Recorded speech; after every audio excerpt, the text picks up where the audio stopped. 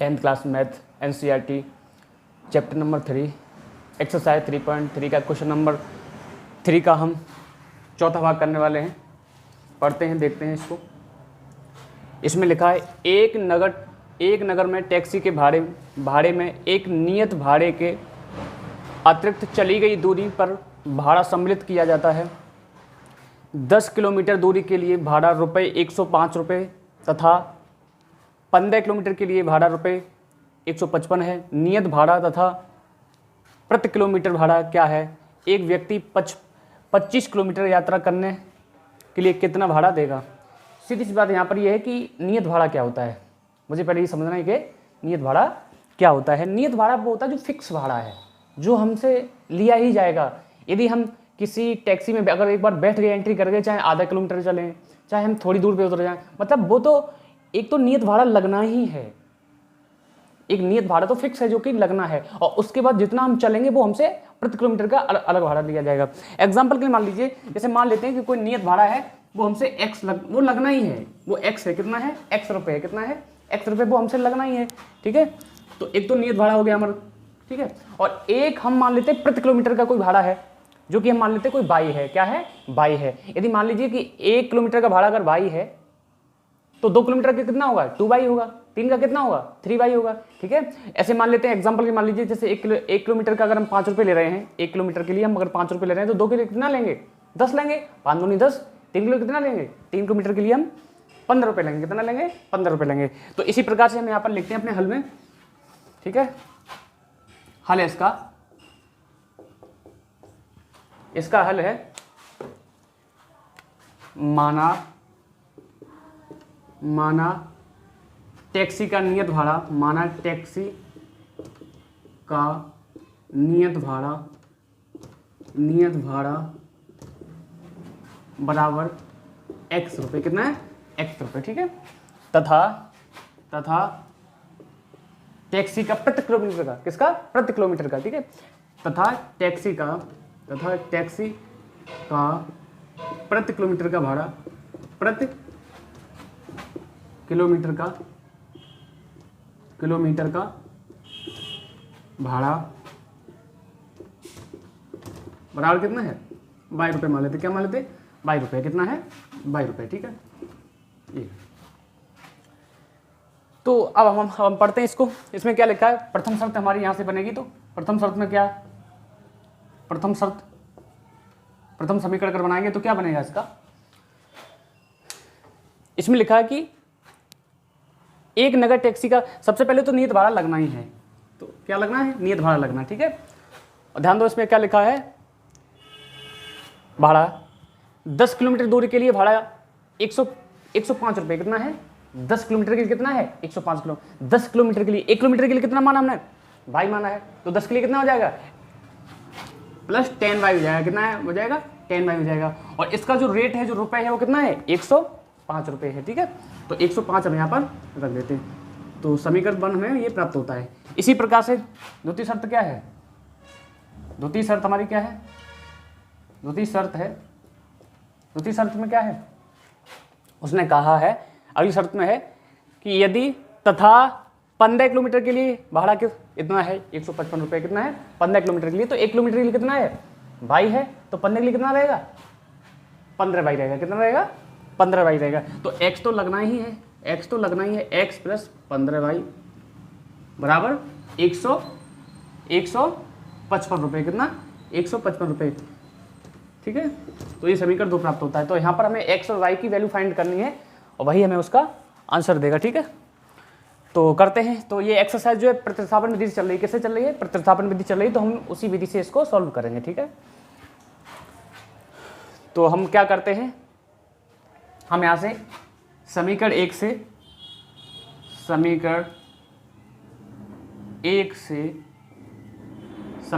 क्या करेंगे?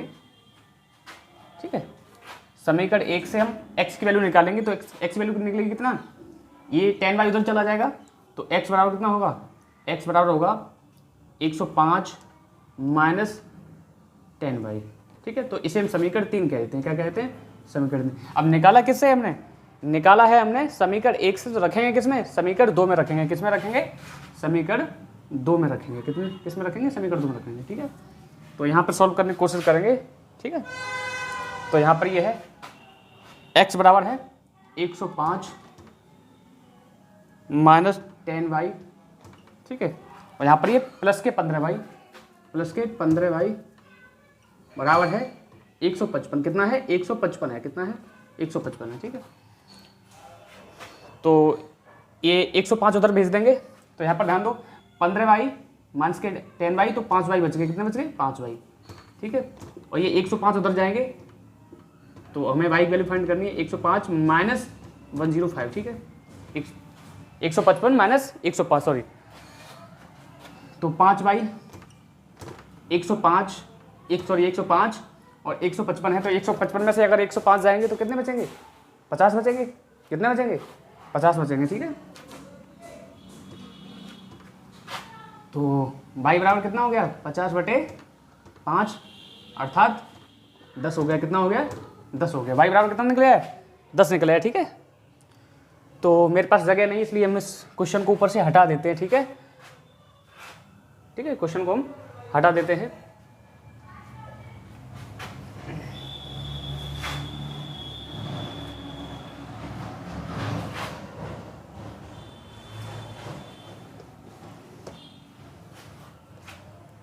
तो हम y का मान यहाँ पर लिखेंगे कि y का मान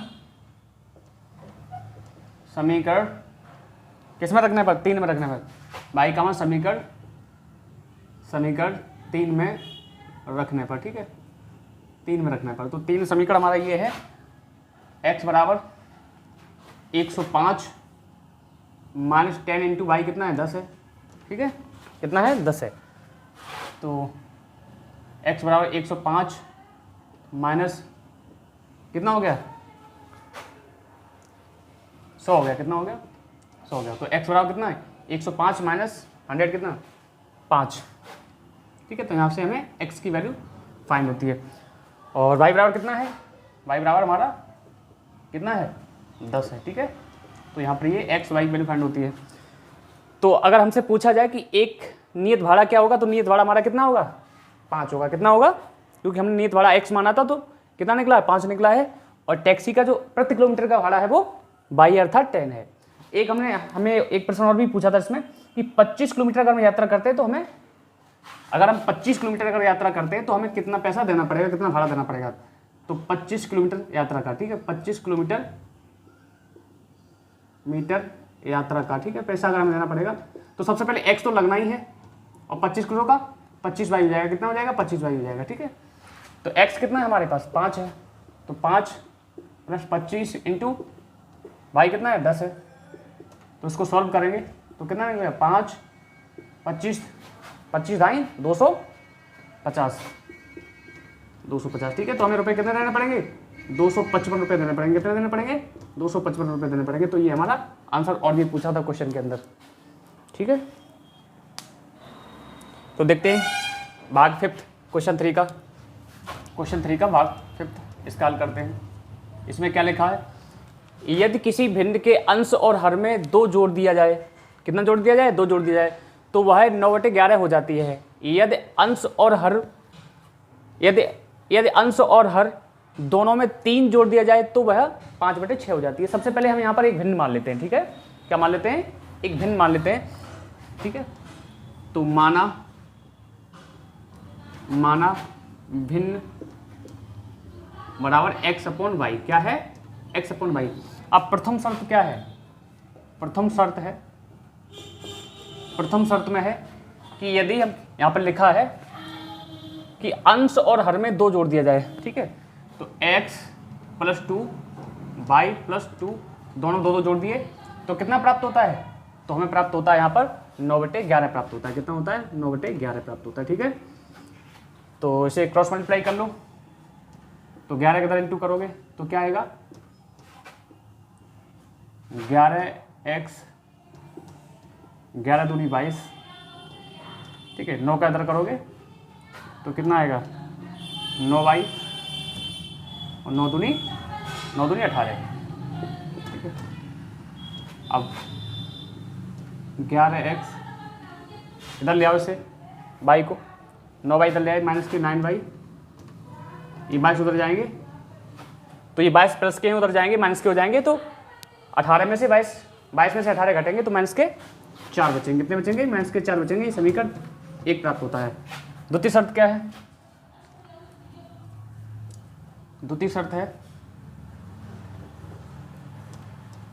द्वितीय शर्त क्या है? आगे कहा यदि अंश और हर में दोनों में 3 जोड़ दिया जाए, कितना जोड़ दिया जाए?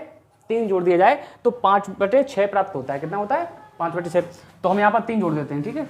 तो x + 3 अपॉन y + 3, और अगर हम ऐसा करेंगे तो हमें कितना प्राप्त होगा? 5/6 प्राप्त होगा, ठीक है। तो यदि हम इसका क्रॉस मल्टीप्लाई करें तो 6 का अदा कर देंगे, कितना हो जाएगा? 6x, ठीक है। 6 दिया 18 बराबर 5y + 5 दिया 15, ठीक है। तो 6x, ये 5y इधर ले आओ, ये 5y इधर ले आओ, तो माइनस के 5y, और ये 18 उधर ले जाओ। तो अगर 18 उधर ले जाएंगे तो 18 इधर पॉजिटिव में उधर जाएंगे निगेटिव हो जाएंगे। कैसे हो जाएंगे? निगेटिव हो जाएंगे। इधर पॉजिटिव 15 है तो 18 जब उधर जाएंगे तो माइनस के 3 बचेंगे। कितने बचेंगे? माइनस के 3 बचेंगे। कितने बचेंगे? माइनस के 3 बचेंगे। समीकरण 2 प्राप्त होता है, ठीक है। तो यहाँ पर हमें क्या करना है? x और y की वैल्यू फाइंड करनी है, ठीक है। हमें ये भिन्न प्राप्त करनी है, तो भिन्न प्राप्त करने के लिए हमें, ठीक है, तो हम एक जगह कम है, इधर देखते हैं। तो समीकरण 1 हमारा ये है। समीकरण 1 से हम x की वैल्यू फाइंड करते हैं, ठीक है। तो समीकरण 1 से, ठीक है, किससे? समीकरण 1 से ये 22, ये 9 उधर ले जाओ तो 11x बराबर कितना हो जाएगा? 9, ये कितना है? 9 है ना, तो 9y, और ये माइनस का 4 है तो 9y - 4। यदि हम यहाँ से x की वैल्यू फाइंड करें तो ये 11 यहाँ से हटाकर यहाँ पर भाग में लगा सकते हैं, ठीक है। तो ये हटा दो, ये 11 भाग में लगा दो, यहाँ समीकरण 3 प्राप्त होता है। कितना होता है? समीकरण 3 प्राप्त होता है, ठीक है।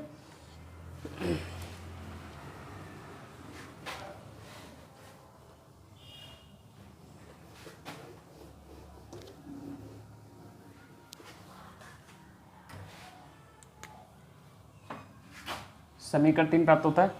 तो हमें यहाँ क्या करना है? x का मान यहाँ पर लिखेंगे, x का मान समीकरण किससे निकाला हमने? 1 से निकाला, तो किसमें रखेंगे? 2 में रखेंगे। x का मान समीकरण 2 में रखने पर, किस में रखने पर? 2 में रखने पर, ठीक है, रखने पर।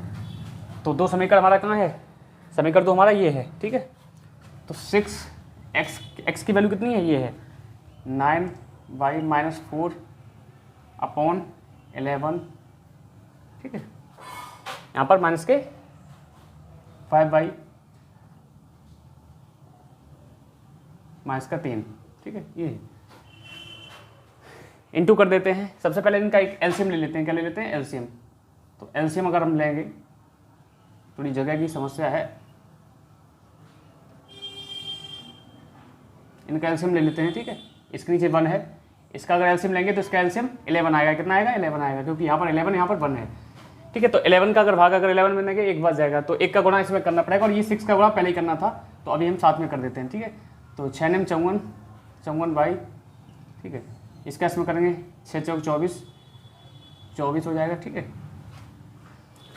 1 का करेंगे भाग 11 में तो 11 बढ़ जाएगा, तो भागफल 11 आएगा, 11 गुणा करना पड़ेगा, 11 पंजे 55y बराबर -3, ठीक है। तो यहाँ से अगर हम सॉल्व करें, अगर यहाँ से सॉल्व करें तो यहाँ पर ये कितने हैं? 54y हैं, यहाँ पर ये 55y है, तो मुझे लगता है 1y माइनस का बचेगा। कितना बचेगा? 1y माइनस का 1y बचेगा, ठीक है। थोड़ा इधर करें जिससे ये बन जाए सही से। माइनस का 1y बचेगा, यहाँ पर 24 है तो ये 24 ध्यान देना, क्योंकि यहाँ पर 1y माइनस का बचेगा, ये 55 है, यहाँ पर 54 है, तो यहाँ पर अपॉन में कितने 11 थे, तो 11 का हम यहाँ पर मल्टीप्लाई कर देते हैं, क्रॉस मल्टीप्लाई, ठीक है। क्रॉस मल्टीप्लाई कर देते हैं तो यहाँ पर 11 तिया 33 हो जाएगा। कितना हो जाएगा? 11 तिया 33 हो जाएगा, ठीक है। और यहाँ पर ये कितने बचेगा? 24 बचेगा, कितना बचेगा 24 बचेगा, ठीक है। यहाँ पर 11 दिया 33 हो जाएगा, ठीक। 55 में से 54 गए तो 1 बचा, ठीक है। 11 दिया 33 हो गया और ये 24 का 24 है, ये 24 उधर ले जाओ, ठीक है। तो माइनस y बराबर कितना हो जाएगा, माइनस का 33 माइनस 24 प्लस का 24, तो माइनस y, माइनस के 33 में माइनस के 24 के कितने बचे, माइनस के 33 में से माइनस के सॉरी प्लस के 24 के कितने बचे, माइनस के 33 में से प्लस के 24 के कितने बचे, 9 बच गए, कितने बच गए 9 बच गए ना। तो माइनस के 9 बच गए, तो माइनस से माइनस कर दिया, y बराबर कितना निकला, कितना निकला 9 निकला, ठीक है। इसी प्रकार अगर हम x की वैल्यू निकालना चाहें तो समीकरण 3 में रख देते हैं, ठीक है। y का मान समीकरण 3 में रखने पर, किसमें रखने पर 3 में रखने पर, ठीक है, रखने पर तो 3 में रख देते, 3 हमारा ये है, ठीक है। तो x बराबर कितना है 9 इंटू, ठीक, 9 इंटू y कितना है, y भी 9 है, ठीक है। तो यहाँ पर 9 माइनस 4/11, ठीक है। तो 9 में 81, 9 में 81 माइनस 4/11, x बराबर कितना है 81 में से 4 गया, कितना बचा 77 बचा, 77 बचा, कितना बचा 77 बचा, अपॉन में 11 है, इसे ये कटा अर्थात 7 बचा, कितना बचा। तो हमारी भिन्न क्या होगी, हमारी भिन्न क्या होगी, x का मान कितना है 7 है और y का मान कितना है, y का मान कितना है 9 है, तो हमारी भिन्न होगी 7/9, यही हमारा आंसर है।